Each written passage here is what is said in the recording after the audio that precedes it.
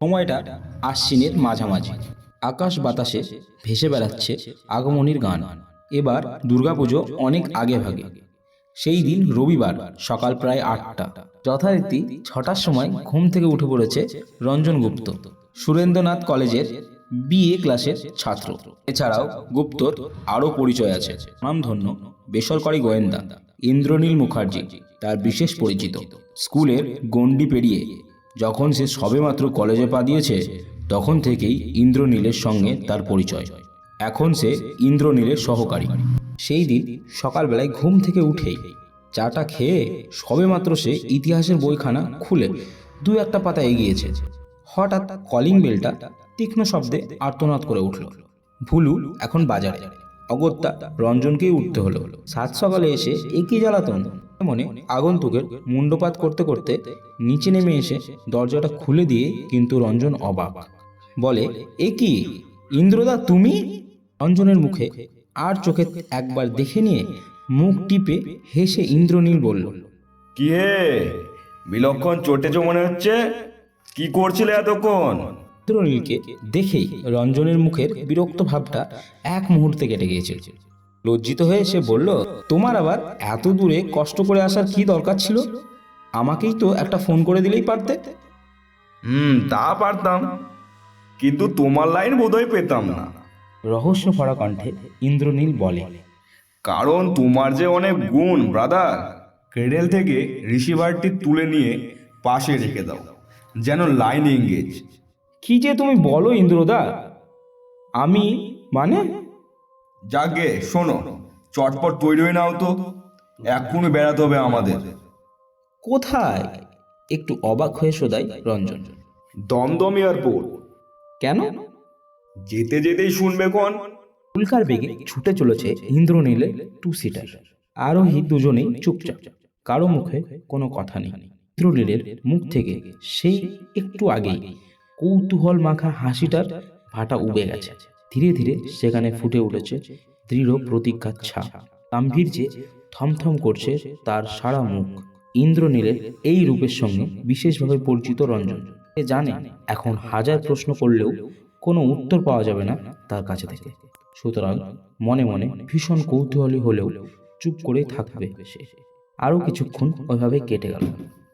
এক সময় ইন্দ্রনীল বলে উঠল, রঞ্জন, দস্যু সম্রাট অরিন্দমের নাম নিশ্চয় তোমার অজানা নেই, এবং এও নিশ্চয় জানো লোকটাকে ধরবার জন্য শুধু কলকাতার মহল পুলিশই নয়, অন্যান্য পুলিশ তাকে খুঁজছে অনেক দিন ধরে।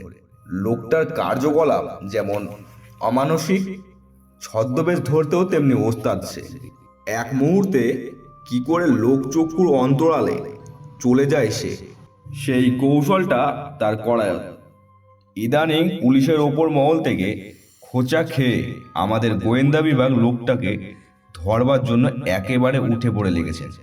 বাধার সৃষ্টি করতে লাগলেন তারা অরিন্দমের প্রত্যেকটি কাজে। শেষে অতিরিক্ত হয়ে দস্যু সম্রাট কলকাতা ছেড়ে পালিয়ে যায় সেও মনে করে আজও শিখের ছদ্মবেশে বিমানযোগে পালিয়ে যাচ্ছিল। কিন্তু আমাদের স্পেশাল ব্রাঞ্চ কি করে যেন আগের থেকেই খবরটা পেয়ে গেছিল। ফলে ডিটেকটিভ ইন্সপেক্টর শ্যামসুন্দর দাস চৌধুরী স্বয়ং তার দলবল নিয়ে অপেক্ষা করছিল বিমানবন্দরে, অবশ্যই ছদ্মবেশে। তারপর চিচিং পাক? এই তো, মুচকি হেসে রঞ্জন ফোরং কাটে।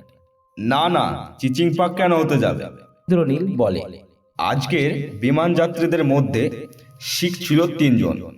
তাদের মধ্যে কোনজন দস্যু অরিন্দম ঠিক না করতে পেরে 3 জনকে আটক করেছেন শ্যামসুন্দর বাবু, এবং তারপরেই পড়ে গেছেন মহা ফ্যাসাদ। কাউকেই অপরাধী বলে চার্জ করতে পারছেন না, কারণ 3 জন সম্ভ্রান্ত আর বিত্তশালী ভদ্রলোক। তাই একটু আগে তিনি আমাকে টেলিফোন করেছিলেন এই ব্যাপারে, যদি তাকে কিছু সাহায্য করতে পারি এই আশায়। আবার দুজনে চুপচাপ। গাড়ি ছুটছে তার গন্তব্যস্থানের দিকে। বিমান ঘাটির মেন গেটের সামনেই অপেক্ষা করছিল শ্যামসুন্দর দাস চৌধুরী। ইন্দ্রনীলের 2 সিটারখানা বিমান ঘাটির কম্পাউন্ডে ঢোকার সঙ্গে সঙ্গে হাসি মুখে তিনি অভ্যর্থনা জানান। আসুন আসুন মুখার্জি, আমাকে বাঁচালেন মশাই, কি ঝামেলায় যে পড়েছি। তার কথায় বাধা দিয়ে ইন্দ্রনীল বললেন, চলুন আগে আপনার ত্রিমূর্তিকে দর্শন করে নয়ন সার্থক করি, তারপর দেখা যাক আপনার জন্য কি করতে পারি। কোথায় আছেন ওরা? ওয়েটিং রুমে, আসুন আসুন। মিনিট কয়েকের মধ্যে ওরা তিনজন বিমান ঘাঁটির ওয়েটিং রুমে এসে পৌঁছালেন। সেখানে তিনজন শিখবদ্ধ লোক তিনটি চেয়ার দখল করে বসে আছেন। প্রত্যেকেই পরনে দামি স্যুট, একজনের চোখে গগলস, অন্য দুজনের চোখে মোটা ফ্রেমের নীল কাচের চশমা। বিরক্তির চিহ্ন তিনজনের মুখেই স্পষ্টভাবে পরিস্ফুট। আসুন, আপনাদের পরস্পরের সঙ্গে পরিচয়টা করে দিই। শ্যামসুন্দর দাস চৌধুরী ইন্দ্রনীলের দিকে তাকিয়ে বললেন, ইনি হচ্ছেন জলন্ধর সিং, নামকরা কাপড়ের মিলের মালিক। ইনি হচ্ছেন অর্জুন সিং, প্রসিদ্ধ হীরের ব্যবসায়ী। আর তৃতীয় ব্যক্তিটি হচ্ছে জয় কৃপাল সিং, বিরাট এক কাঠের কারখানার মালিক। আর হ্যাঁ, তোমাদের পরিচয় করে দিই, ইনি হচ্ছেন প্রাইভেট ডিটেকটিভ ইন্দ্রনীল মুখার্জি।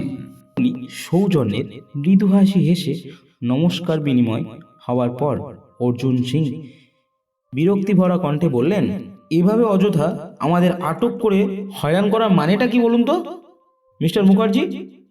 এক্ষুনি আপনাদের নামে মানহানির মামলা ঠুকে দিতে পারি। এই জন্য আমরা সত্যি দুঃখিত মিস্টার অর্জুন সিং। বুঝতে তো পারছেন ব্যাপারটা বেশ জটিল।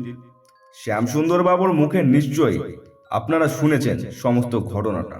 তারপর হঠাৎ প্রসঙ্গ পরিবর্তন করে প্রশ্ন করে ইন্দ্রনীল, আপনার দোকানটা কোথায় মিস্টার সিং?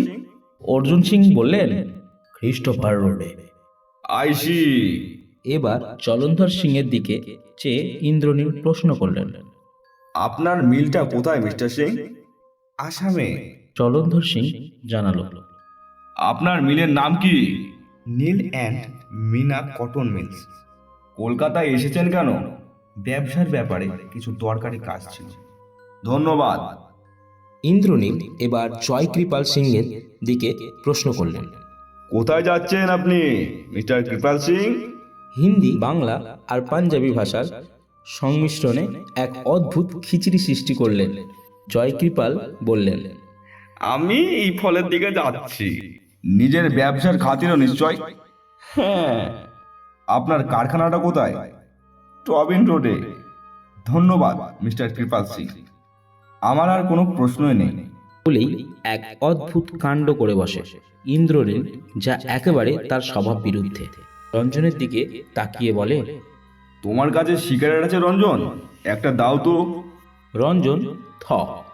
অবশ্য থ হয়ে যারই কথা, জীবনে যাকে সিগারেট খেতে দেখিনি।